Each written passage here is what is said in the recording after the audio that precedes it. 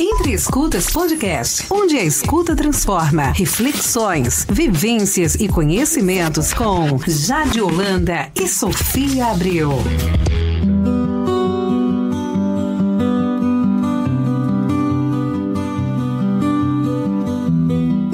Olá, pessoal, sejam muito bem-vindos a mais um episódio do Entre Escutas Podcast. Hoje estamos no nosso 7º episódio e estamos com temas imperdíveis. Hoje vamos falar sobre sexismo, mas já falamos também sobre o processo de envelhecimento, burnout, vários temas maravilhosos. Então, se você está chegando agora, vai um pouquinho pra trás. Maratona todos os episódios. Todos os episódios.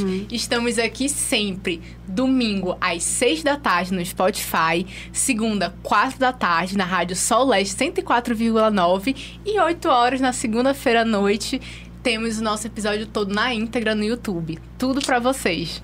Sejam muito bem-vindos e espero que quem esteja chegando agora, por favor, se sinta à vontade, se interesse, tenha inquietações e quem quiser, por favor, deixar algum comentário, alguma pergunta, pode usar aí nossos comentários no YouTube. E no Spotify. E no Spotify. Estamos abertas a ideias também. Com certeza. E também o nosso Instagram. Agora temos o Instagram, que está aparecendo na descrição do vídeo do Spotify e na tela. Então nos sigam, gente, e nos acompanhem. Nos sigam, por favor, e nos acompanhem, que estamos com temas imperdíveis. Hoje vamos falar sobre sexismo com a querida psicóloga, clínica, sexóloga, que também é mestranda, docente e supervisora de TCC, Damaris Amarante. Damaris, seja muito bem-vinda ao nosso podcast. Muito obrigada por ter disponibilizado esse tempo para falar um pouco sobre essa temática tão importante. É um prazer te receber. Muito obrigada por aceitar e seja muito bem-vinda. Eu que agradeço, meninas. Não sei nem o que dizer depois disso, dessa apresentação, né? É muito bom estar aqui falando de um tema que me atravessa demais nas pesquisas, né? Lá na clínica, né? Eu acho que quando você começa a estudar sobre temas que são vinculados ao sexismo, você vê o mundo de uma outra forma, né? Tudo faz muito sentido. Então, vir pra cá é um prazer e estar com vocês também vai ser um prazer muito grande pra gente conversar, né? Espero que quem tá assistindo em casa também se sinta tão confortável pra desenvolver aqui um pensamento com a gente, né? E pra mim, eu tô muito feliz de estar aqui. Obrigada, meninas. Oba, maravilha. E começando, né, contextualizando sobre essa temática pra gente começar o nosso bate-papo, o nosso papo acerca disso, porque vai render, assim, né? Com certeza vai sair muita coisa daqui, dessa conversa.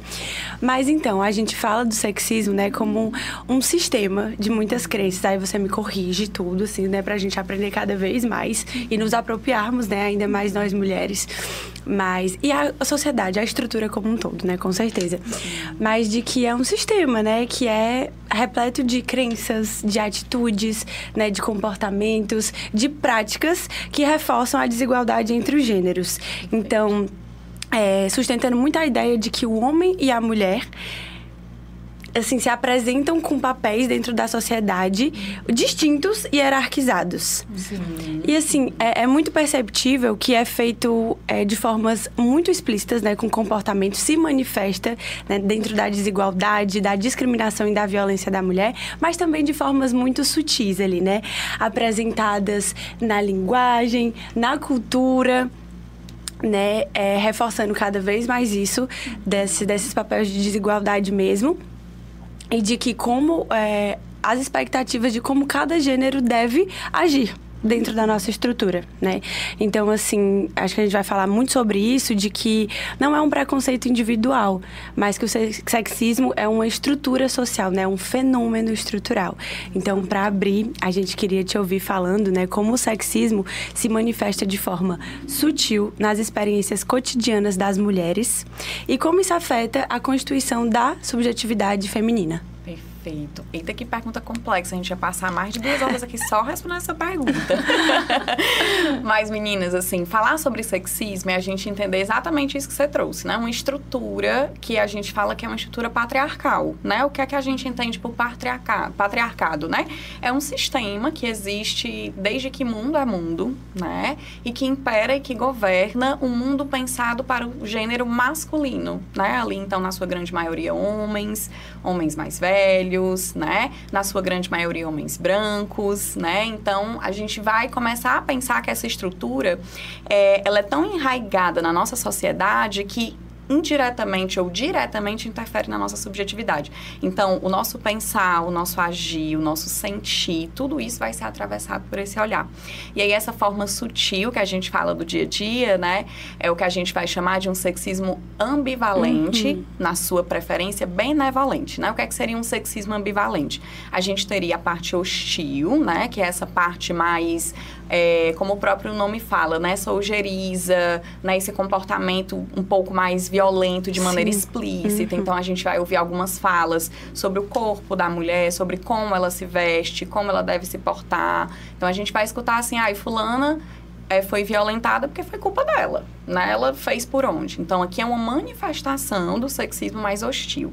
E o sexismo benevolente é essa sutileza, né? Essa coisa de que tem uma ideia paternalista de um cuidado, né? Para essa mulher. E aí, a gente vai ver atitudes que vão ser sempre ali impactadas dentro da religião, dentro da cultura, né? Dentro da moralidade, né? Vocês me apresentaram inicialmente também como pesquisadora e no mestrado eu estudo, por meio da teoria do sexismo, a sexualidade de mulheres evangélicas. E o que é que eu venho entendendo desse universo, né? Que a cultura religiosa, e não só a estrutura evangélica, a religião, de uma maneira geral, ela preconiza essa ideia aí do sexismo benevolente do cuidado, de que a mulher sábia, ela vai edificar a casa dela e a tola vai destruir a casa dela, né? Então, a gente vê simples movimentos, muitas vezes, né? Quando tem ali um casamento, e aí o pai entra com a filha, e aí o pai entrega essa filha para o marido num beijo na testa. Essa é a maior demonstração do que a gente fala do sexismo ali benevolente. Essa ideia do cuidado, de que as mulheres são frágeis e elas precisam ser protegidas. E o interessante é que é sempre ser protegidas de um homem, né? E aí, assim, essa sutileza a gente vai levando, não precisa ser cuidada. E aí tem mulheres que chegam, né, até o espaço clínico se sentindo ali muito mal, porque não tem um relacionamento sólido, ou elas só serão felizes se elas tiverem um relacionamento. E isso quando a gente fala de mulheres heterossexuais, né? Então, assim, só vou ser feliz se eu tiver um relacionamento, se eu performar o cuidado sendo mãe, né? Eu não posso me dedicar tanto ao trabalho, porque o trabalho vai tirar o meu tempo, né, de estar com o meu marido, de estar com os meus filhos, e muitas dessas mulheres acabam ali diminuindo esse sonho da carreira, né? Então, o sexismo, ele vai estar em tudo, né? Numa propaganda que a gente vê na TV, né? A conversa que a gente tem no cotidiano. Então, assim, é tão sutil de uma forma que a gente não se percebe, e nós, mulheres, reproduzimos o sexismo também. É real. E como o sexismo benevolente, ele vem dessa forma tão sutil, velada, né? De proteção, de cuidado, e que reforça um estereótipo que a mulher é muito frágil, né? E que a mulher tem que completar esse homem, que o homem só tá completo, ele precisa de uma mulher, né, que passa por tantas... ela recebe tanta desvalorização dentro de casa, de comportamentos muito hostis também, outros de forma velada, mas que ela faz funcionar, que é a obrigação dela, a responsabilidade dela fazer funcionar e fazer essa relação, essa casa, né, a família se manter. Né? E como é uma violência também muito imperceptível para a nossa sociedade. Exato, exato. Tem uma autora que eu particularmente gosto muito dela, que é a Valesca Zanello. A Zanello, ela fala exatamente disso que você traz, né? Que a mulher, ela vai performar alguns dispositivos sociais, né? Os homens e mulheres, né? Então, as mulheres, elas vão performar ali um dispositivo de cuidado ou um dispositivo amoroso. Então, essa ideia de que ela tem que cuidar da casa, né? E mesmo hoje, com o avanço aí, né? Das teorias feministas, enfim, as mulheres têm ocupado o espaço de trabalho, mas elas têm se ocupado ainda mais com a tripla jornada, né? Casa, filhos. Então, a mulher chega tarde, ela, o que é que eu vou almoçar amanhã? Quem é que vai levar meu filho no colégio amanhã? O que é que eu vou fazer durante a semana?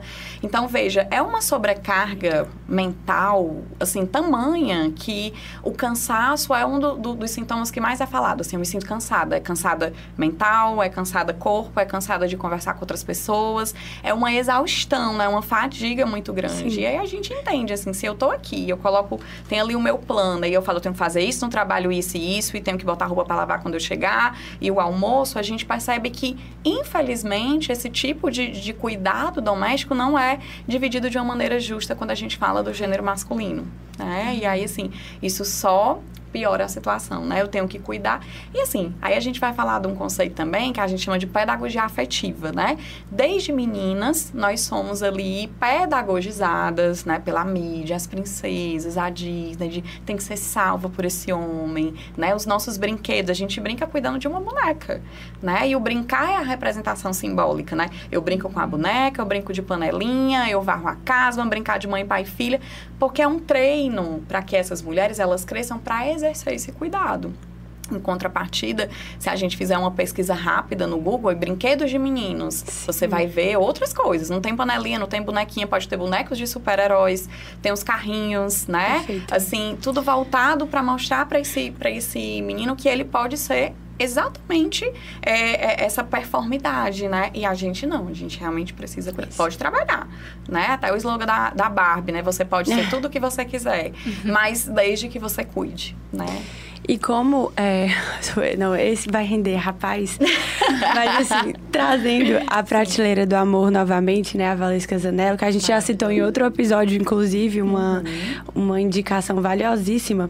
Mas que como a nossa autoestima, né? Ela é construída e validada na possibilidade de ser escolhida por um homem que decide tudo, né? Que tem esse poder, que ocupa esse lugar muito maior. E aí, eu faço parte de um grupo de estudo sobre sexismo. Inclusive, toda semana tem, tô quentinha aqui da nossa última discussão. E a gente trouxe o sexismo na universidade. Então, quantas mulheres a gente vê ocupando cargos de engenharia, por exemplo, né? De exatas, né? De matérias assim. E o quanto a gente... ocupa mais profissões de cuidado, né, o tempo todo, porque na verdade desde a infância isso não é incentivado e estimulado. Então tem essa segregação, né, essa divisão dos brinquedos e das cores para meninas e meninos, mas que isso também não é ensinado. Então é muito sobre os pais criarem essas filhas, as mães, né, criarem essas filhas e amar os filhos também, mas não ensinar que elas têm o direito, né, e a possibilidade de adentrar todos os espaços e lugares e brincar com tudo. Isso não existe, isso não é visto. E aí isso, ao longo do tempo, vai construindo essa identidade, essa privação de tudo, sabe? De uma identidade mesmo e de explorar essas possibilidades que são direitos nossos. Exato. E a gente não vê, porque tem que vir de uma estrutura social, né? Da educação, dessa dinâmica, desde a dinâmica familiar, mas nas escolas, nas universidades também. Enfim. Eu acho muito interessante quando a gente fala sobre esses dispositivos, né? Quando a gente fala sobre essa criação desde cedo, que é um enraizamento, né, aí sexista. Desde cedo, muitas vezes, as próprias mulheres, elas têm essa autocensura pelo que elas foram ensinadas a ter, né? Pelo que elas foram podadas. E, assim, como é pertinente também a gente dizer que é uma estrutura que afeta ambos os gêneros, né? Assim, por mais que a mulher esteja num lugar ali que ela vai ser a frágil, que precisa de cuidado, mas o interessante é que ela é a que mais cuida, né? Ela cuida ali dos filhos, cuida da casa, cuida... E aí, até o homem, quando a gente tá falando aí agora num aspecto hétero, né? Até o homem, ele tá ali, como é que ele tá cuidando da mulher? Ele tá protegendo ela de outros perigos, né? De outras coisas. Tá levando ali o sustento, algo assim. Sempre é uma estrutura assim. E no final, a mulher acaba sendo a pessoa que mais cuida, fazendo esse papel, e a que muitas vezes não é cuidada. Exato. Muitas vezes isso acontece. E como você citou bem essa questão religiosa, como ela é muito forte na nossa sociedade, né?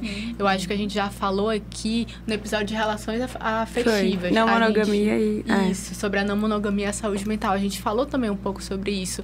Como muitas vezes as mulheres, elas permanecem num relacionamento onde tem ali violências, né? Psicológicas, físicas, domésticas, mas dentro da igreja ela é ensinada e acredita que é o papel dela sustentar isso. É o papel dela sustentar essa família. Sustentar o desamor a não ter ninguém. Então é muito mais doloroso não estar dentro deste casamento, né? Desse matrimônio. do que viver todas essas violências. E hoje na clínica, infelizmente, é algo comum. Aparece muito, é algo muito. comum, principalmente quando as mulheres estão nesse lugar de insatisfação, de revolta, quando falam do casamento, sempre é mais os meus filhos. Sim. Eu não posso deixar, eu tô aqui pelos meus filhos. Como se fosse o papel dela dessa família, como se essa se família responsabilizar, né, se por responsabilizasse. Por E o tudo. interessante que é algo tão que tem um caráter por trás religioso, como se dessa família fosse estar trazendo esse crescimento saudável para os filhos, né? Que muitas vezes vão crescer ali num lugar de guerra, de briga, mas tudo acaba todo mundo sofrendo com isso, né? Exato. Porque vem de uma aceitação, né, dessa estrutura social. Então, eu preciso estar para ser aceita, mesmo que eu lide com tudo isso. E na clínica aparece muito o não reconhecimento de si, né? Uma perda da identidade, de não se reconhecer mais quem é como mulher, porque a energia, né, o emocional, tá sendo depositado nessa manutenção desse lar, dessa relação e dos filhos. E existe esse apagamento que corrobora para um quadro de adoecimento. Com certeza, com certeza. Acho que tem pontos muito importantes do que vocês falaram, né? Você falou sobre as profissões do cuidado serem destinadas a mulheres. A gente era pela nossa, como psicólogas, né? Assim, tem estatísticas, eu não me recordo bem se são 89% ou 90% de psicólogas, né? De mulheres, né? E aí, se a gente for fazer uma estatística breve para outros cursos, né? Da área da saúde, a gente vai ter muitas mulheres, o que a gente não vê muito nas exatas. E quando a gente vê mulheres nas exatas, elas sentem, assim, veemente um sexismo mais hostil, né? Nem um benevolente, né? Um desprezo mesmo. Um desprezo, como se ela não tivesse o intelecto para estar ocupando essa função, né? Assim, é visto como se ela estivesse performando uma masculinidade, né? Muitas das vezes. E aí a gente vê que tudo isso vai impactando na saúde mental, né? Assim, eu já acolhi mulheres que eram engenheiras que falaram assim, eu vou migrar de área, porque eu já não consigo mais sustentar isso, né? Porque a gente vê essas questões. Você está numa obra, só tem homens falando, né, algumas atrocidades que a gente tem que, enfim, né? E conviver com isso o tempo todo é muito doloroso, né? Então, você fala também dessa coisa do cuidado em casa, assim, eu tenho que estar ali pro meu marido, pros meus filhos, sempre, disponível, mas Sim. eles precisam de mim, assim, e você? Quem é que tá cuidando de quem cuida, né? E uma coisa muito importante que a psicoterapia, ela tem esse papel, né, eu digo que a psicoterapia é um grande espelho, né? Ela vai refletir a sua vida, como é que você se percebe, né, diante disso. E uma coisa que eu sempre trago é assim, o que é que você gostaria que seus filhos aprendessem com essa situação?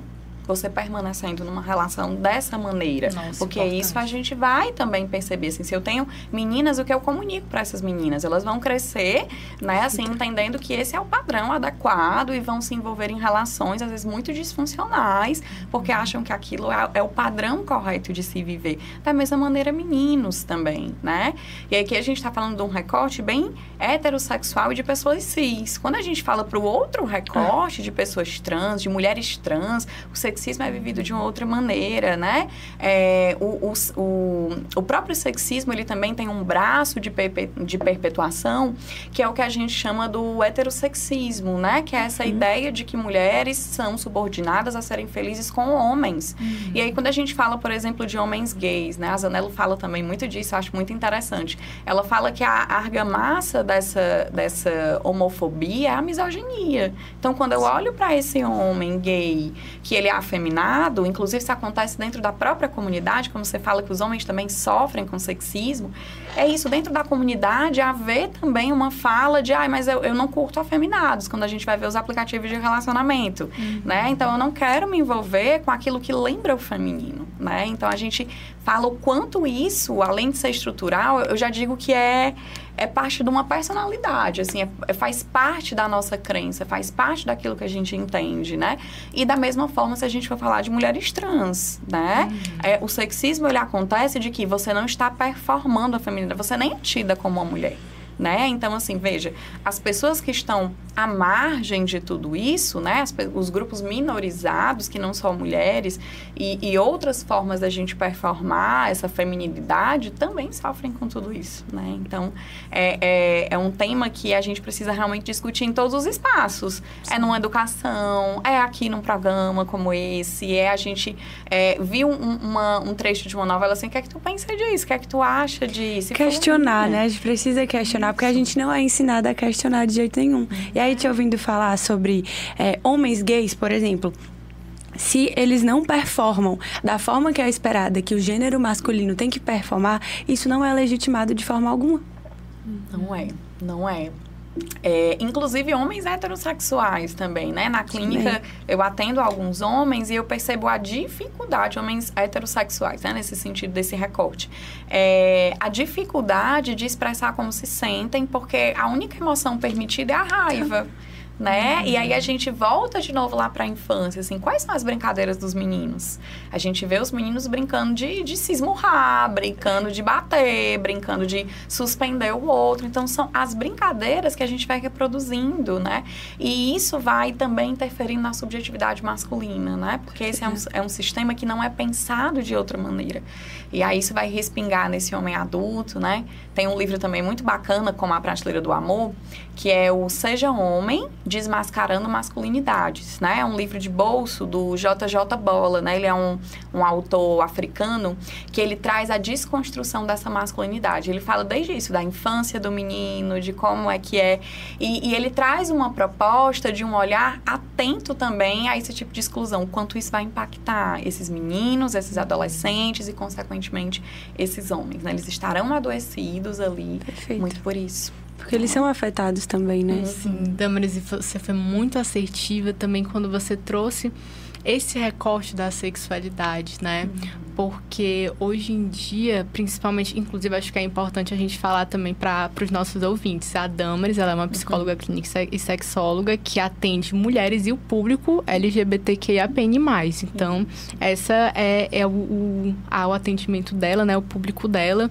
E você foi bem assertiva quando você disse essa questão, porque hoje a gente vê até em relacionamento com mulheres lésbicas, né? Que, assim, muitas vezes tem esse preconceito que as pessoas olham e pensam, quem é o homem da relação, né? A mulher desfém, né? É uma misoginia porque tão tem forte. Que ter um homem. Tem que ter. Não pode ser um casal ali com... Duas mulheres.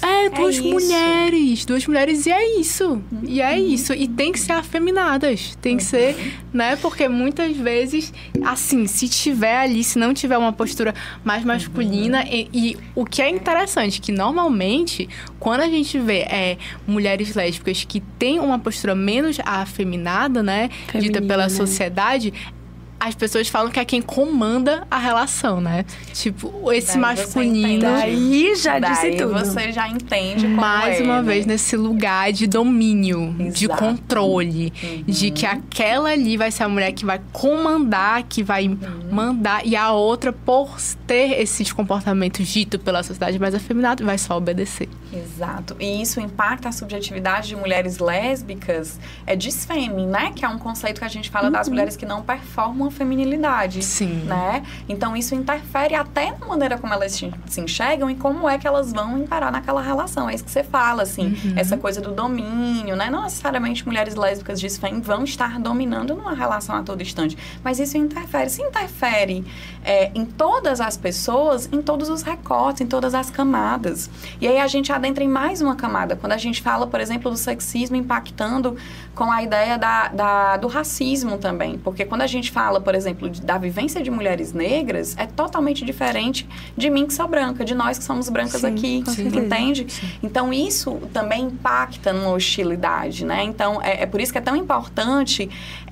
a gente adentrar nas raízes dos feminismos interseccionais e no feminismo negro, né? Que são os feminismos que abarcam as diferenças, né? Que vão dar luz a isso. Da mulher com deficiência, né? Outro ponto que a gente observa muito na clínica de alguns estudos que vão saindo e a gente vai sai assim, nossa, que interessante, mas ao mesmo tempo que preocupante, né? Sai um estudo falando do diagnóstico ali de mulheres com TDAH e com autismo. Por que esse diagnóstico da neurodivergência é tão imperado mais em meninos? Porque a gente olha mais para os meninos. As meninas, desde criança, a gente fala assim, não, mas você é uma mocinha, você não pode sentar assim, você não pode se comportar dessa maneira, você não pode subir numa árvore, você não pode pular numa coisa, você não pode... Não, você tem que ficar quietinha, sentada, né? Então, recatada do lar. Isso, bela recatada do lar. E a gente vai só cronificando aí essas crenças, adoecendo, né? Enfim. Então, veja, assim, tudo começa na infância, né? Acho que é válido a gente trazer assim, tá? A gente tá falando aqui de pontos, mas o que é que a gente pode auxiliar, né? Como é que a gente pode mudar uma realidade nesse sentido? É com a infância, né? Tem um livro da Chimamanda que chama Como Criar Crianças Feministas, né? Ele é um livro de bolso que ele vai trazer aspectos de como é que a gente pode socializar as crianças nesse entendimento. A gente não está falando aqui do que comumente algumas pessoas falam de ideologia de gênero, que não existe. Se a gente for falar, até existe, do gênero masculino imperando sobre o feminino, né? Exatamente. Assim, do homem para a mulher, né? Então, quando a gente fala sobre isso, é a gente conscientizar as crianças, porque essas crianças se tornarão adultos um dia. Perfeito. E a gente tem que parar de normalizar e ensinar as filhas, mulheres, as crianças, enfim, principalmente as mulheres, mas de...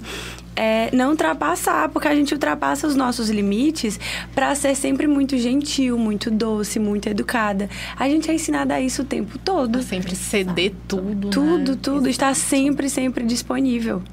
Isso é adoecedor. E aí a gente vê que é o puro suco do sexismo benevolente, né? Essa coisa... Eu lembro muito de uma procura de uma paciente que falou assim, eu gostaria de ser perfeita, doce, ter um tom de voz calmo, mas eu não consigo ser assim. Nossa. Veja, é uma demanda de um contexto clínico. E a gente fala assim, essa demanda é uma demanda dela, é uma demanda de um recorte social que impacta a vida dela, né? Então, assim, você vê que às vezes a gente quer performar algo porque a gente quer ser aceita num mundo que aceita um parâmetro, aceita um recorte, né? Quando a gente não tá nesse recorte, não. Aí você tá errada, você é tida como uma mulher agressiva. Quando tem uma mulher que tem um posicionamento, que ela fala um pouco mais, ela é tida como louca, como agressiva, né? Como, enfim, uma pessoa desequilibrada. O que não é esperado, porque a gente não tá correspondendo à expectativa, né, de uma estrutura social, então tá errado. Exato. E uma coisa que eu comecei a questionar mais ainda depois dos estudos sobre o sexismo, é o quanto a gente normaliza ser elogiada. Assim, por caras, por homens que a gente não conhece, que nos validam só pela nossa aparência. Exato. Então, gente, isso é muito real. Assim, você tá numa mesa de bar, você tá em algum lugar, você tá ali no seu momento recreativo de lazer, chega um monte de homem, ou sei lá, amigos do pai. Fala, nossa, mas parabéns, a sua filha, ela é muito bonita, puxou a mãe, ela é muito linda, isso ou aquilo. Alguém pergunta, sei lá, que curso tá fazendo, o que é que tá estudando, o que é que gosta de fazer, profissão também. Não. O intelecto, né? É só a imagem. É só a imagem. Vista como objeto, sempre nós Exato. Mulheres. Então, sabe? Então, esse espaço aqui é realmente para ampliar as mentes e não normalizar e naturalizar uma situação como essa, que é uma pessoa... Eu não perguntei da minha aparência para você. Como você se acha no direito e você estar confortável em falar sobre... Exato. O meu físico, sabe? Gente. E as pessoas vinculam um elogio, né? Como se fosse ressaltar uma característica física da pessoa e não necessariamente o elogio é dessa maneira. A gente pode... Às vezes as pessoas falam assim, tá, mas eu vou falar agora como? Porque hoje tudo é problema, né? As pessoas falam isso. Hoje tudo é uma questão. Mimimi, e você né? Tudo é mimimi, né? E a gente precisa entender, assim, que ressaltar uma característica física pode ser que seja uma problemática para aquela pessoa, né? Quando a gente fala, ai, fulana tá mais magra, às vezes a fulana tá passando por um problema de saúde, ela emagreceu porque ela tem que ficar bem para se manter estável, entendeu? E aí, quando você fala isso, você tá, assim, impactando a autoestima dessa mulher, né? De alguma maneira. E de homens também, né? E aí, eu sempre falo que a gente pode ressaltar qualidades. Ai, gosto muito da maneira como você se posiciona, como você fala, né? O seu sorriso, a maneira que você acolhe, né? Eu me sinto confortável confortável com você, gosto da sua companhia. A gente pode ressaltar isso é elogio, né? Não o corpo. E aí é interessante isso que você fala, né? De olhar o corpo, que a gente é objetificada até mesmo quando a gente é impedida de falar, né? Quando a gente tá num local de confraternização, chega aí um cara chato, né? E fala assim, queria ficar com você. Eu digo, não quero. Por que você não quer? Porque eu não quero. Pronto. E deveria bastar. Deveria bastar. Isso não acontece. Não, né? Às vezes tem mulheres que falam assim, eu prefiro mentir que tem um namorado ou que eu tenho um marido, porque um homem respeita outro homem. Essa é uma crença que a gente vai trazendo, né, o tempo todo. Infelizmente é muito comum, né? Eu vejo, assim, muitas amigas minhas, assim, da minha rede social que a desculpa é sempre essa. Não, eu tenho um namorado, eu sou comprometida, né? Sou casada. Não, ele tá chegando. E às vezes até um sinal de segurança, às vezes no Uber, né? Não, vou ligar pro meu pai, vou falar aqui com o meu namorado pra dar uma intimidade. Então, é sempre de homem pra homem que intimida. A mulher é sempre ali como se fosse um objeto, né? Como se fosse essa fragilidade. E, Damaris, falando um pouquinho aqui, como isso afeta a nossa autopercepção, né? De nós mesmos, quando a gente cresce, quando as mulheres têm esse crescimento, esse desenvolvimento. E como isso promove uma autocensura também, né? Eu queria, assim, que tu falasse um pouco aqui pra gente como é que o sexismo, ele também, muitas vezes, é compartilhado pelas mulheres, porque elas são ensinadas a isso e acreditam que seja o correto, né? Tá? Aquelas crenças enraizadas. E como elas perpetuam essa autocensura com elas e, às vezes, com as outras. Sim, a gente vai falar que sempre quando uma mulher, ela tem uma atitude de rivalidade com outra mulher, quem ganha é o patriarcado. Isso a gente precisa entender, sim, né? E isso, assim, acontece de maneiras muito sutis. Você falando, eu me lembrei aqui de um exemplo, assim, pode parecer bobo, mas faz muito sentido pra gente entender. Quando você termina um relacionamento heterossexual e que esse namorado, esse homem, né, esse querido, de alguma maneira, né, ele tá ali com uma outra pessoa, a gente tem raiva dela e não dele. Sim. Entendeu? Então a gente fala assim, foi ela que tirou ele de mim, mas o querido foi porque ele quis. A quem é esse querido, por favor? Aquela coisa os parabéns. Deus, presente de Deus, né? Que a gente fica bem distante da gente. Os alecrins. Não é? Muito. Mas é isso, a gente começa a ter raiva dessa mulher. E aí uma coisa interessante, eu vou só me lembrando dos livros, né, gente? Mas pra quem gosta de ler livro, eu adoro e vou indicar um. Tem um livro da Ruth Manos, que é Mulheres Não São Chatas, Elas Estão Exaustas. E aí tem um capítulo do livro, né, que é bem interessante, que ela vai falar exatamente sobre rivalidade feminina. E aí ela pontua uma coisa muito interessante. A questão das características. A gente vai procurar alguma coisa para diminuir outras mulheres. Homens fazem isso. Quando você chega num local e você fala, não quero ficar com você, esse homem, ele vai te xingar de alguma maneira. Nem que seja mentalmente. Feia dessa. Nem queria você mesmo, né? E aí, quando a gente vai olhar pra essa pessoa, né? Acho que não tem espelho em casa pra se perceber, isso, entendeu? Perfeita pontuação. É isso. E você vê, assim, que a gente vai sobressaindo. Ai, fulano tá mais gorda. Não, fulano deixou o cabelo assim. Fulano não anda maquiada. Fulano não se arruma. E aí, a gente vai só contribuindo para esse sistema, que é o que a gente tá falando aqui. Então, tudo tá muito interligado. A gente tem raiva de uma pessoa e isso vai... reverberando para outros espaços. Quando a gente fala de ambientes corporativos, que a gente vê uma mulher ocupando um espaço, a gente já fala assim, essa daí fez teste do sofá. Né? O que é que ela fez para ela estar nesse lugar? A gente nunca vai olhar para essa mulher e dizer assim, não, ela tá ali porque ela realmente é uma mulher incrível. Ela é inteligente, ela é desenrolada, ela capacitada, enfim, né? Capacitada. É sempre um discurso que favorece os homens e desvaloriza as mulheres. E isso acontece, né? Lembrando aqui de outro exemplo interessante, até mesmo no meio artístico, né? Há uma rivalidade muito grande quando a gente olha, por exemplo, cantoras pop, né? A gente tá vendo essas grandes cantoras, o que é que a gente fala? Elas chegaram lá porque elas fizeram um pacto com o demônio, né? A gente não fala isso de um cantor de muito sucesso. A gente fala pra essa mulher não tá lá porque ela é talentosa. Essa mulher, ela não tá lá porque ela é uma grande artista. Não, ela tá lá porque ela fez um pacto. Né? Então, isso tudo que a gente vai ali socialmente, numa conversa de bar, no almoço com a família, assistindo alguma coisa, a gente vai ali o tempo todo só... E tudo sempre sobrecai pra mulher, né? Sempre. Causa essa sobrecarga gritante. E aí, a nossa próxima pergunta, né? De que modo o sexismo estrutura os modos de aparecer do corpo feminino no mundo, o que é mostrado? O que é silenciado e o que é permitido desejar? Perfeito, perfeito. Aí a gente entra numa discussão super importante, que é um conceito que a gente chama de pressão estética, né? Essa mulher, ela precisa performar esteticamente não só um corpo magro, mas a forma como ela vai se cobrir também, né? Se a gente for falar em determinadas culturas, aí vem de um sexismo mais hostil, como eu falei no início, né? Se ela tiver com um short muito curto ou com cropped e ela for abusada, a gente vai dizer que esse é o motivo, né? Que ela foi abusada, né?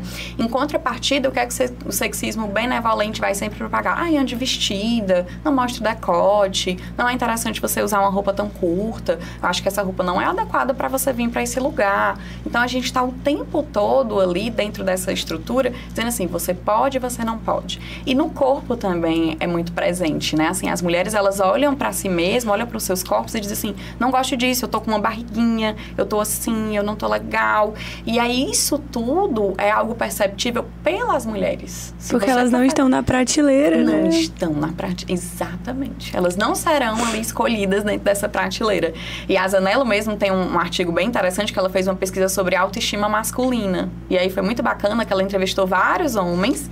E na maioria desses homens e mulheres, né? As mulheres, assim, acredito que 70% dessa população não gosta do seu próprio corpo e faria alguma mudança, né? Esteticamente, numa cirurgia, harmonização. Os filtros aí do Instagram, né? Também imperam muito pra gente criar, eu quero ficar assim, meu rosto assim. Em contrapartida, quando essa pesquisa foi feita com homens, esse quantitativo, mais do que esse quantitativo, acho que 90% desses homens, inclusive homens barrigudos, carecas, todo o quadro, eles não se acham feios.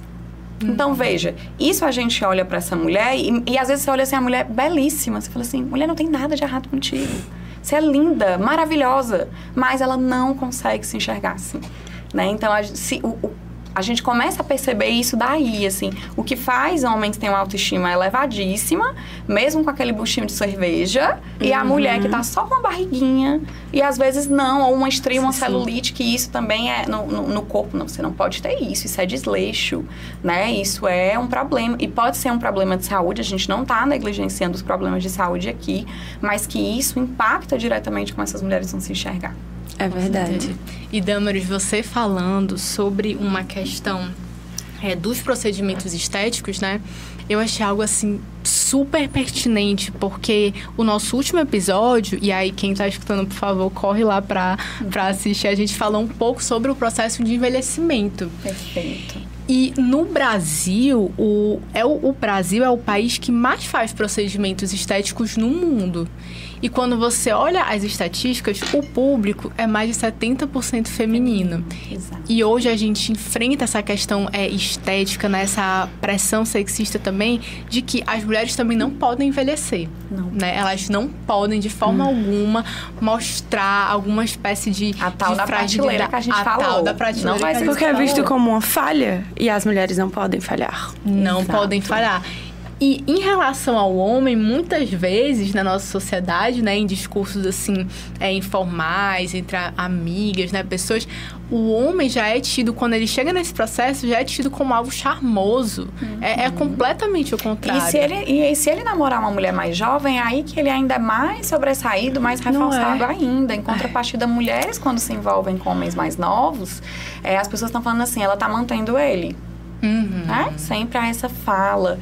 E aí, você falando dos procedimentos estéticos, o Brasil também é um dos países campeões em cirurgia estética da vulva, né? Então, tem mulheres que estão fazendo cirurgias para que elas possam deixar a sua vulva mais harmonizada, ou procedimentos de clareamento, né? Tanto anal quanto vulvar. Então, você tá vendo que, assim, para ser atrativo para as pessoas tem que ser perfeito. E o perfeito é sexualizado e infantilizado. Porque a vulva dessa mulher tem que ser sempre rosinha, tem que ter uma aparência lisa, como se ela fosse infantil.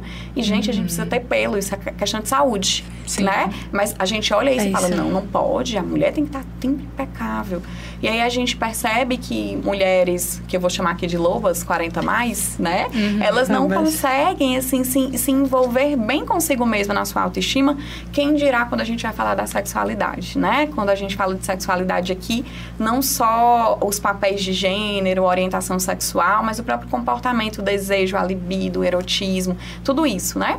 Então, quando a gente fala com essas mulheres, as mulheres falam assim, ai não, eu prefiro abdicar disso porque meu corpo pode não estar legal naquela hora, eu tenho receio do fulano ver que a minha barriga tá mais molinha e vai balançar naquele momento, o meu seio também não está tão durinho como eu era mais jovem. Então, há esses olhares, o que não é visto em contrapartida por homens, né?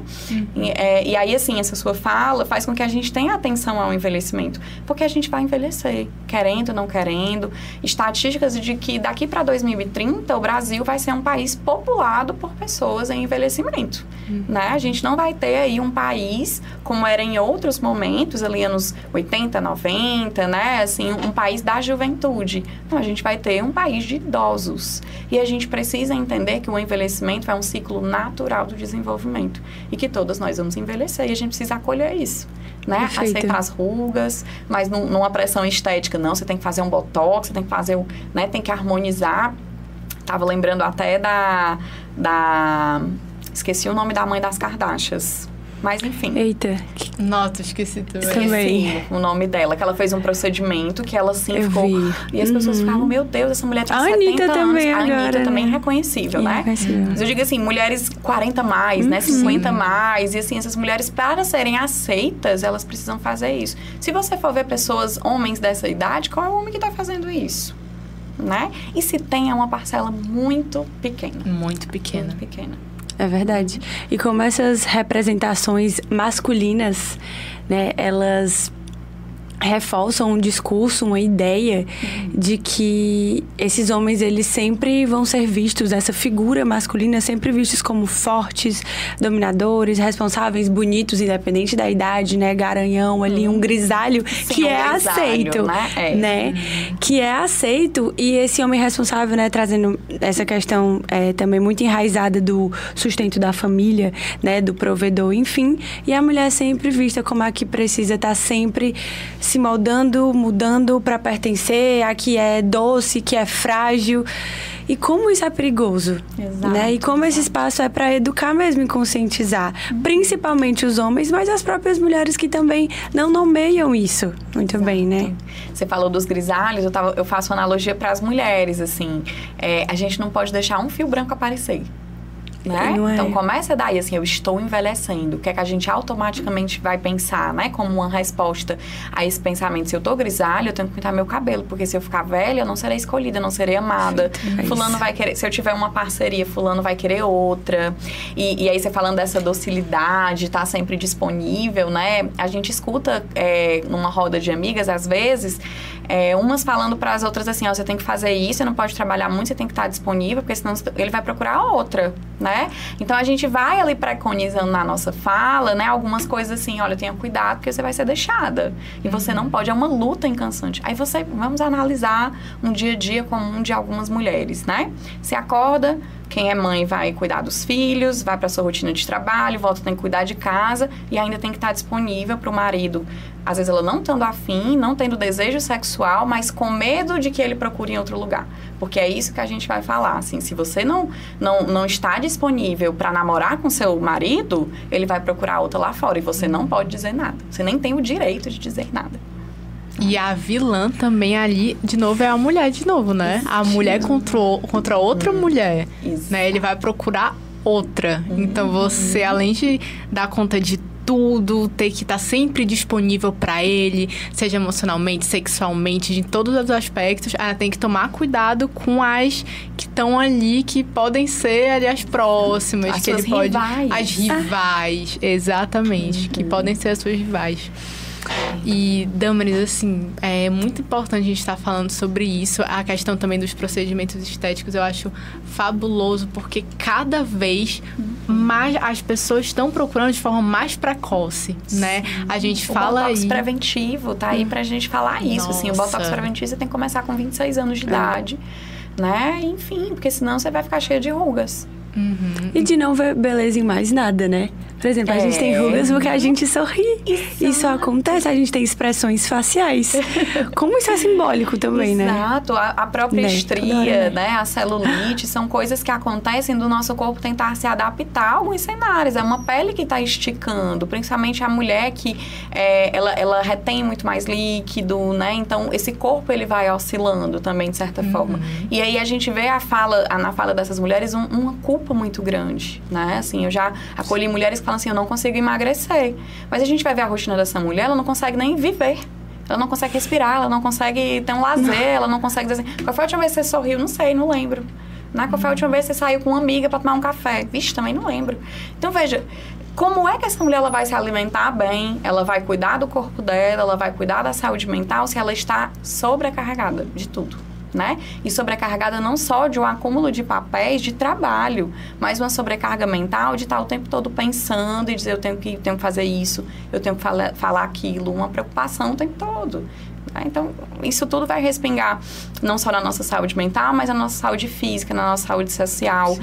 Nós somos seres gregários, a gente precisa viver em comunidade, a gente precisa de pessoas.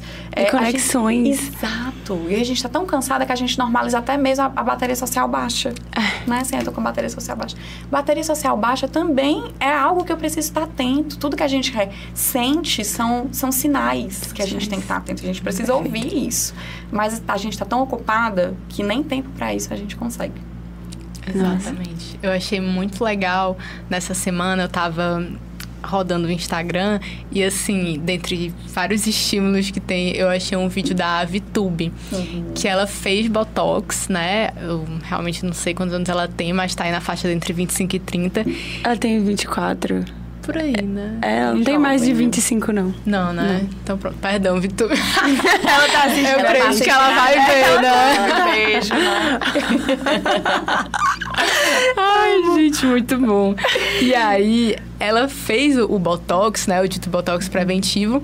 E ela achou horrível. Ela se arrependeu. Ela fez um vídeo e ela disse, gente, eu odiei, eu não tenho expressão. Gente, eu não consigo mais, assim, franzir a testa, levantar a sobrancelha. Ela ficou assim com isso daqui congelado na testa. E ela odiou e ela postou isso assim, revoltada. E eu, cara, que massa. Tipo assim. Eu pelo menos. Confesso, eu tenho 30 anos, 31, né? E quando eu tinha 27 anos, eu fiz Botox. Uma única vez para nunca mais, porque eu me senti também muito estranha. É como se tivesse alguma coisa paralisada na sua testa que você não pode nem fazer assim. Entendeu? Você não pode nem... Gente, aquilo que impacta a minha expressão, YouTube, gente. Né? Pra poder ver nossas expressões. Assim, eu digo... Eu não consigo nem fazer isso, então vai alterar meu sorriso, a minha expressão, porque a gente não sorri só com a boca, a gente sorri com os olhos. A gente expressa em tudo. A linguagem corporal como um todo, né? Né? Olha, ai mulher, esse vício de linguagem. Mas isso me lembrou quando a Sofia disse, semana passada eu fui chamada pra fazer os cílios, e aí eu reclamei nas fotos dos vídeos que eu gravei pra o salão, né?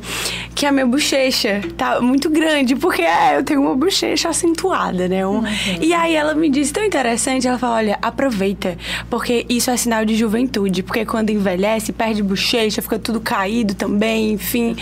E interessante, né, notar isso, porque mostra uma consciência dela de que isso acontece também, mas que eu deveria aproveitar mais, porque eu sou jovem e minha pele vai estar no lugar até então, mesmo que a bochecha seja grande, então... Exato. E como a gente é insatisfeita em todo momento, né? Nunca tá suficiente, nunca tá bom, né? A bochecha é a boca, né? Botar um preenchimento na boca, fazer ali pra deixar mais uma coloração diferente. Então, assim, a gente tá insatisfeito com tudo. E com a era das redes sociais, que a gente tem uma vitrine o tempo todo, a gente tá performando, construindo uma imagem, né? E eu acredito que isso não seja errado, mas o que a gente vai ter a atenção é o excesso com que isso impacta o meu dia a dia, né?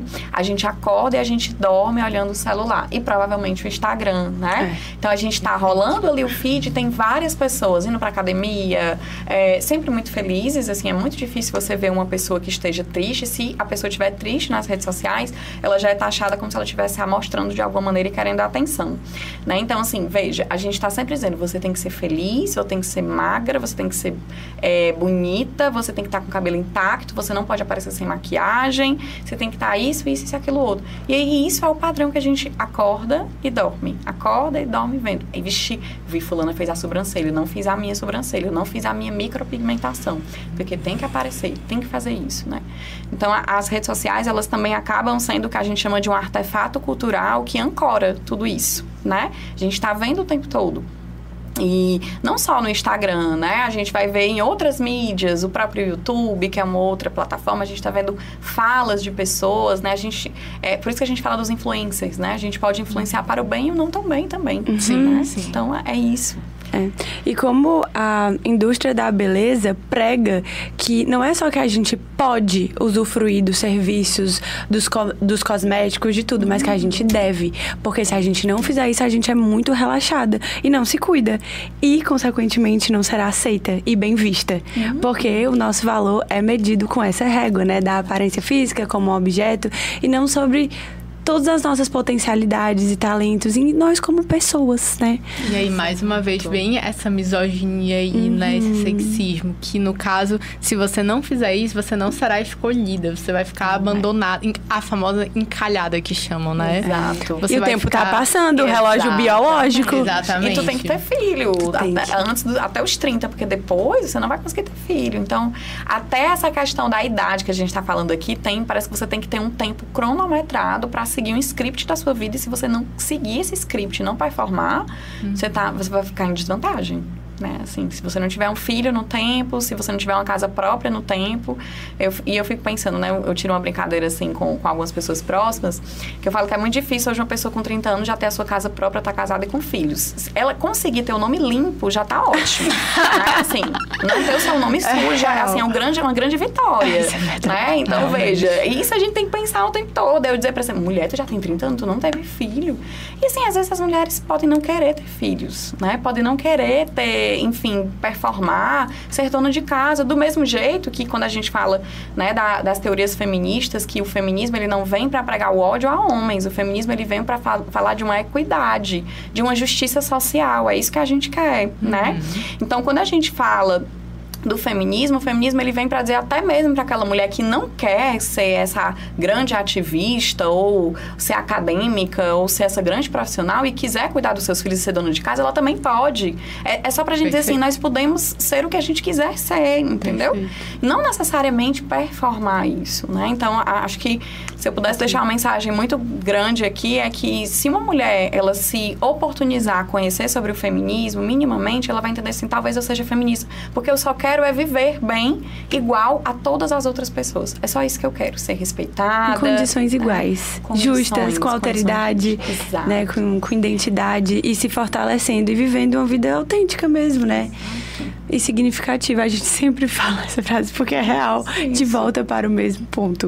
Porque é isso. É o que faz sentido, né? Se a gente não relembrar isso o tempo todo, a gente vai esquecendo mesmo, né?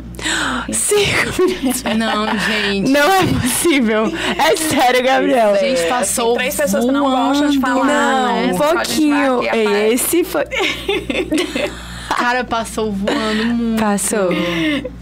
Que é um tema, assim, mas que cada tá ponto desse que a bom. gente tá falando dá uma temática específica. E assim, muita coisa que a gente selecionou foi super respondida e para além, porque flui de forma muito natural, né? Sim. Então, a gente trouxe aqui questões sobre sofrimento psíquico, que você trouxe muito. E até a gente voltando sempre pro trabalho também terapêutico, né, da terapia, como é importante também para ser esse espaço das mulheres questionarem mesmo, da gente questionar, da gente se apropriar da nossa própria narrativa. Exato. E de como psicólogas, né, dando um adendo, assim, nós psicólogas e psicólogos, nós precisamos ter um olhar atento às questões de gênero, de raça, de classe, de orientação sexual, sexualidade, porque se a gente foca na patologia, a gente está contribuindo para uma medicalização da vida, né, uma patologização. frustração. E aí eu preciso entender que essa ansiedade que essa mulher está sentindo é porque ela está... talvez ela não tenha trabalhos divididos de maneira doméstica ali com a sua parceria. Ela está cansada por isso e por outras coisas que ela está acumulando, né? Que o sofrimento daquela mulher negra, quando ela está fazendo uma transição capilar, é um sofrimento legítimo, legitimado. A gente precisa legitimar isso. Então, se a gente não tem uma prática que atenda essas diferenças, a gente só vai ser um reprodutor de diagnóstico. E não é isso que a psicologia se pretende, né? A psicologia, ela é uma ciência que cuida da saúde mental das pessoas com um S do plural bem grande, né? De pessoas diferentes. É verdade. E é isso, né? E assim, só para introduzir rapidamente, eu lembrei do livro Sintomas, da Marcela Ceribelli, muito bom. E aí, eu lembro de um recorte... Estou degustando ele nesse momento. Aí maravilhoso. Que legal. Nossa, é incrível. E assim, é super fluido. Sim. E aí eu vou lendo tudo, é isso, meu Deus, é isso, exatamente isso. E eu vou marcando, e ela traz, né, numa passagem, de que se a gente nomear as nossas emoções, isso causa uma revolução interna. Nomear fenômenos sociais dá o poder de desencadear revoluções coletivas. Exato. Então, bonito, brilhante, né? bonito. Nossa, eu li e eu fiquei... Nossa. E é exatamente isso. Ela não vai nem sentir frio, porque ela está cobertíssima de razão. Completamente. E a importância da gente adentrar lugares como esse e falar mesmo, e ter voz e dar visibilidade a isso, de como a gente precisa nomear as coisas. A gente precisa nomear o que a gente vive, se apropriar e não normalizar e não naturalizar. Porque outra coisa que eu penso... é também mais um papel de sobrecarga da mulher, é como a Zanella traz no texto também. Zanella, Valesca. Gente, Zanella, todas ficando doida. A todas Valesca. É porque. Exato. Um dia, imagina ser nosso convidado. Mas a Valesca traz também de como é responsabilidade nossa, que não deveria ser claro, mas transformar os parabentos, né, como ela chama, em príncipes. E é algo que me aparece muito como o relato das mulheres na clínica. Exato. Assim, de que elas transformaram, mas elas veem isso como um orgulho. Me tratou bem, é o mínimo, meu bem. Isso é o mínimo que a gente precisa também, assim, fazer. de transformar, de ascender esse homem socialmente, profissionalmente. Então, mas eu fiz, assim, ele tem isso e aquilo, mas ele tá melhorando. Mas a melhora dele é porque foi papel dela, responsabilidade dela de fazer, de transformar esse homem como se fosse para além de tudo. E ela, né? Ela tá melhorando? Não é, menina? Tô trabalhando com ela. Não vai ter nem tempo pra isso, né? Vai ter nem tempo. Porque a gente precisa fortalecer. Então, trazendo pro papel da psicoterapia, de fortalecer essas mulheres, pra ter um resgate dessa identidade também, né? Essa apropriação. Mas de que é muito notório e é muito presente.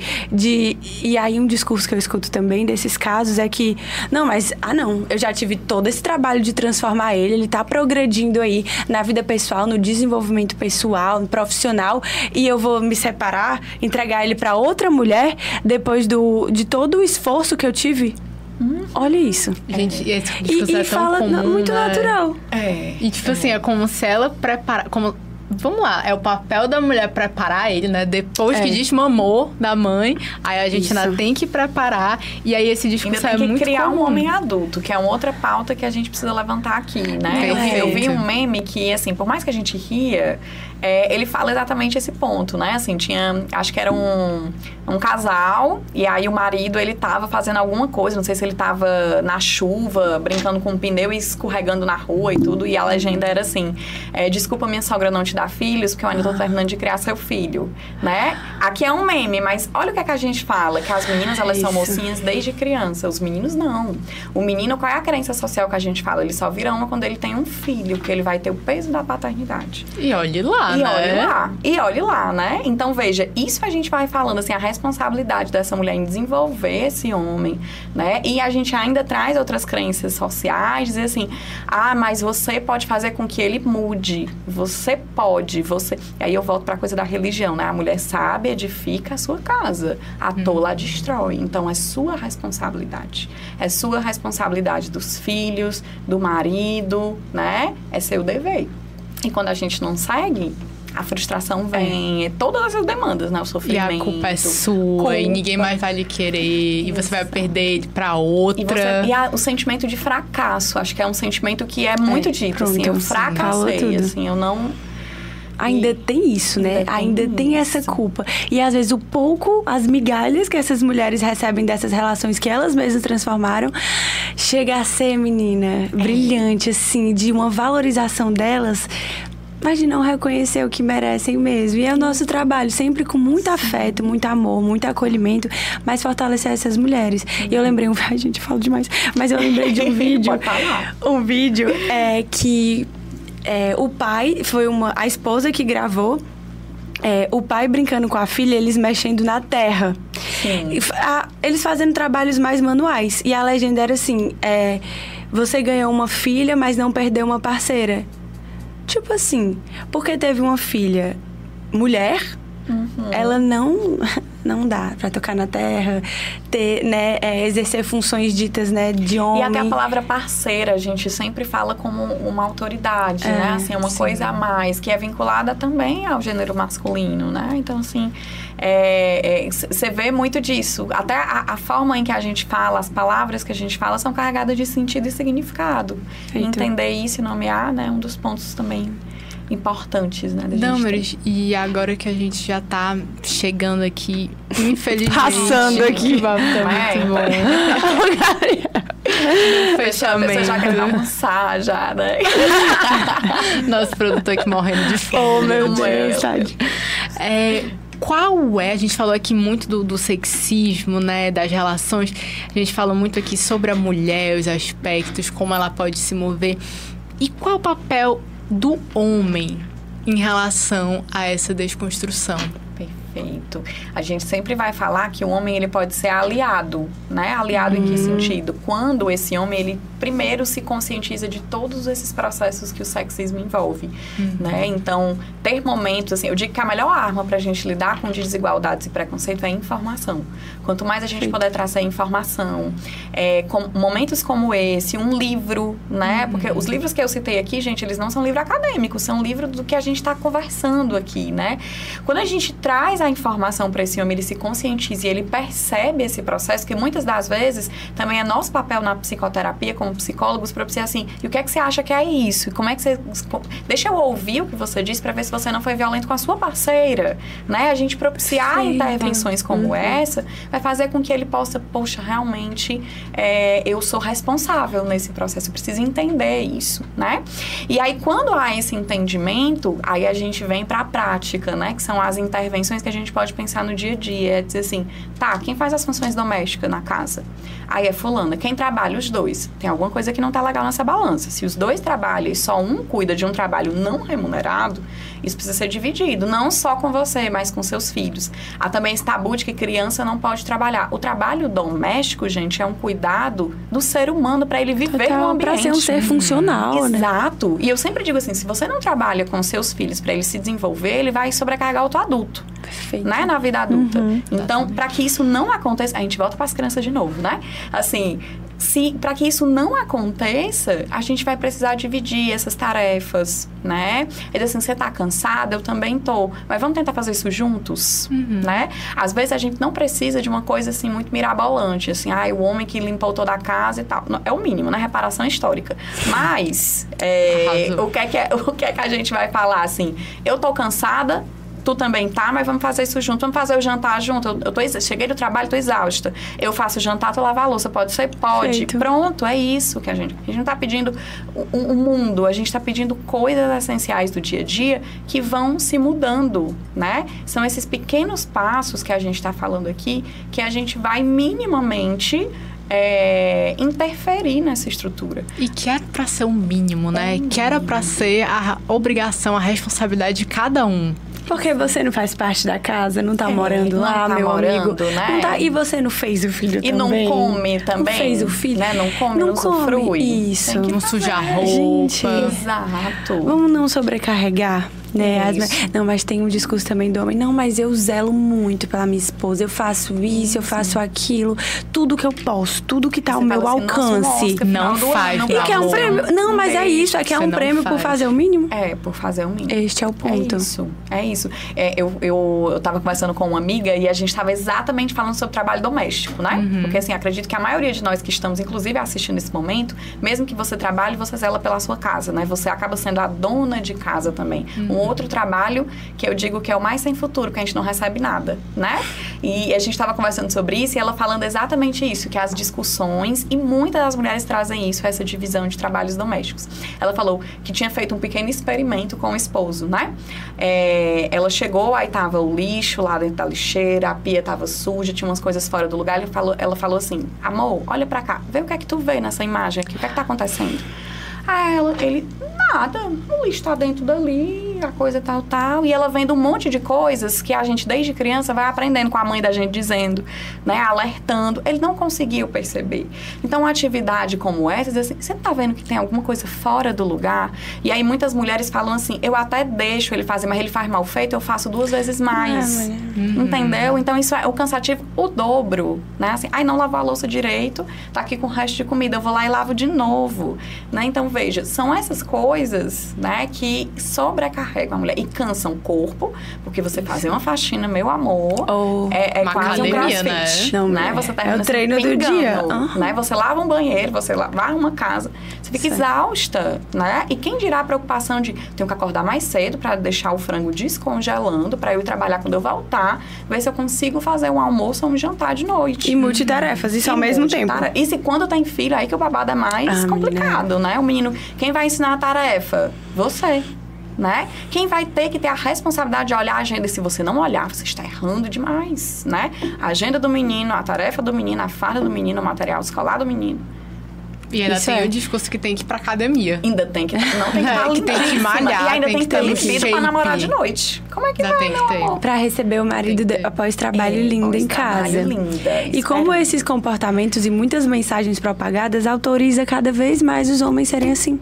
Tipo, ok, tem muitos memes, a gente acha engraçado, mas eu sou assim mesmo, igual a Gabriela, né? Nasci assim, vou morrer assim. Não vai. Você não tem possibilidade de mudança. Então, esse episódio é principalmente para os homens. Eu quero que todo mundo que esteja assistindo bote pro seu namorado, pro seu pai. Isso, vamos fazer um desafio. Uma movimentação. Marca, né? Isso. Pronto. Cada pessoa que tá assistindo vai mandar para um amigo, familiar, namorado. Cada homem manda pro parceiro seu, pra alguém, pro outro homem. Eu quero um cis hétero branco, hein? Eu quero um cis hétero branco escutando. Por favor. Isso. Por favor. Mandar pras amigas vai ser o mínimo, tá? Isso aí eu nem falei, porque já quem ouve a gente espera que mande todos os episódios. Mas é pra um homem, vamos proliferar isso aí. Pra você, querida amiga que está assistindo, tá cansada, tá exausta, mande, porque seu boy e não diga mais nada. Assiste, fala assim, amor,